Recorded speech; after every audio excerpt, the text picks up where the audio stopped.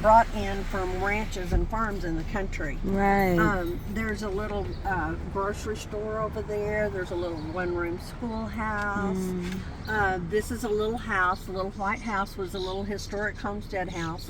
This right here at the side of you, do you see where it just has the metal top on it? Yes. That's called a half dugout. Now the front part was added in later years, but when they first come out here, they first moved out here in the late 1800s, early 1900s. They'd literally dig a hole in the ground as soon as they could, and dig their house down into the ground. People think this is the desert, and that we're That's just what I was told. 3,900 feet. We are actually called the High Plains, and the grass. There were springs everywhere and grass up to here on horses.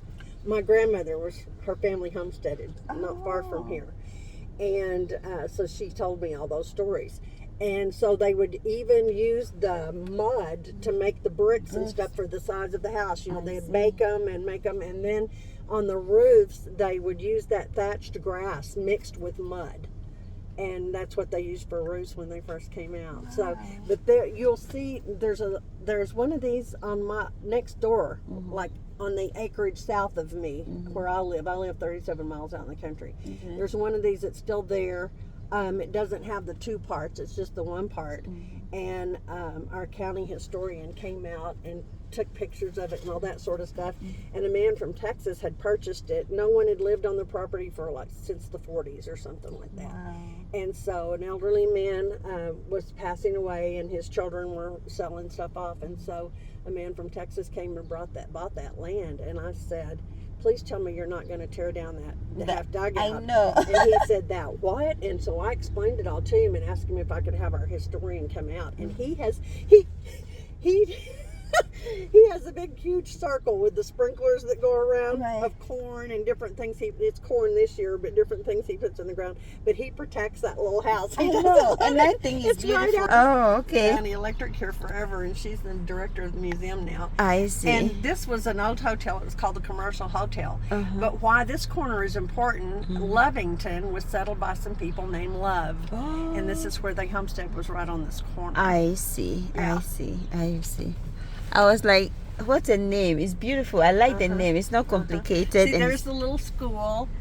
Right. And this was the little grocery store over here on the left. Yeah, I see it. Baker School. And people donated those from around over the county, and they brought them into the... That's beautiful. And they have different events down here at different times. One of our ranchers, actually... This is an old buggy that came from a ranch here that they redid and put back together. But one of our ranchers purchased this at a gallery in Santa Fe and had it installed here. That's a Mescalero Apache Indian, and the Mescalero Apaches were all over this territory back in the day. This is beautiful. Very serene.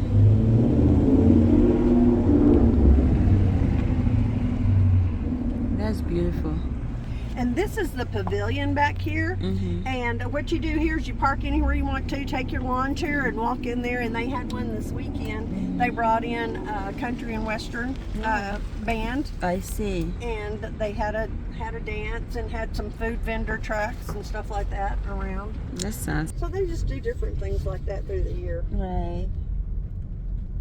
And I don't know, this one they just had, it may be the last one for the fall that they'll have here. There's a couple of more things scheduled for Hobbs. We have the place, and it'll be down at the event center towards Hobbs. I'll show you that when we go by because it's too big to have here.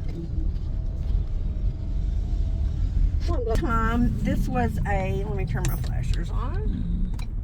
At one time, the railroad came right through here, and these were big grain storages. So the farmers would bring in the grain, they would weigh it out and purchase it here, and then it would go out on the trains. I see. Nice.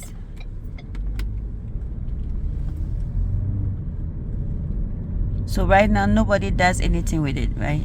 No, this man that owns that, and he just got through doing a lot of cleanup all out here on the grounds. There were all kinds of things, and they just got through moving it all out. I see. cleaning it up and moving it out. So this is our county fairgrounds and rodeo over here.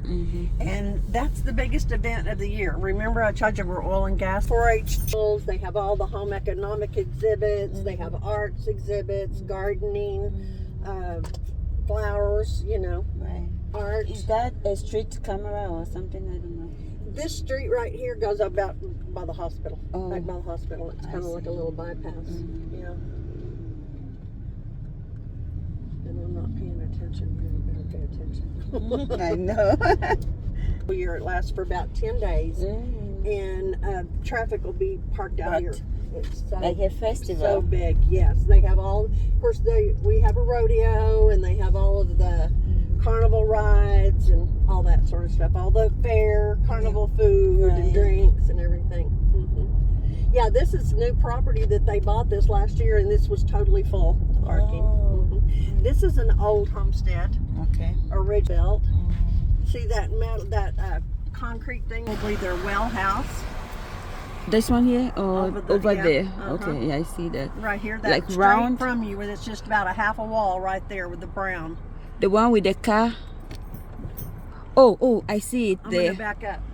I see it there. Now, see? Brick. Uh-huh. Like stones. Right. Right. Okay. Yeah, those were like, Nice. And then over there behind where that car's at, that was the water tank. So these places all had windmills, and they brought it into the tank.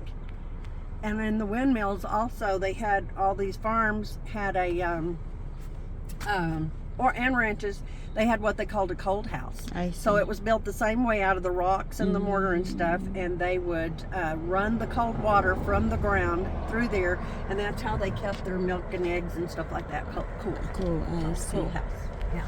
That's cold nice. house. Yeah. I don't know. Progress is coming this way. I know.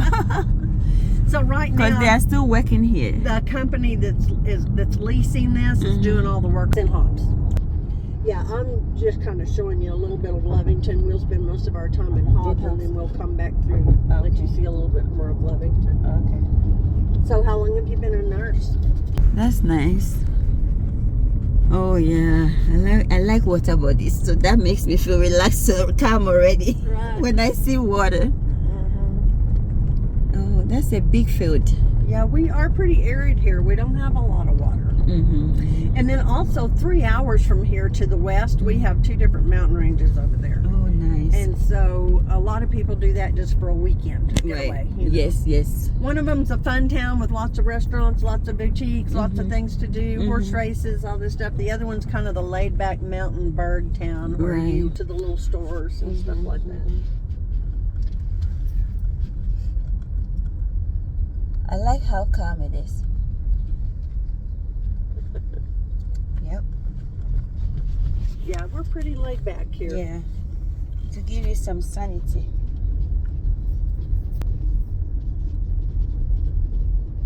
One of our physical therapists, I think she works, just graduated with my daughter. She lives right here. Okay.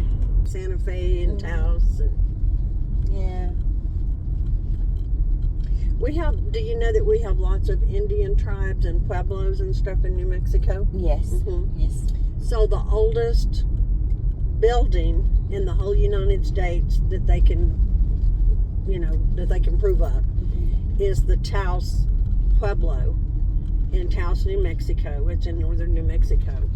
And it's a pueblo like that with the different heights, and they're made out of all the stucco and the adobe blocks and stuff. And it's still continually lived in daily, the whole thing. Wow, that's nice.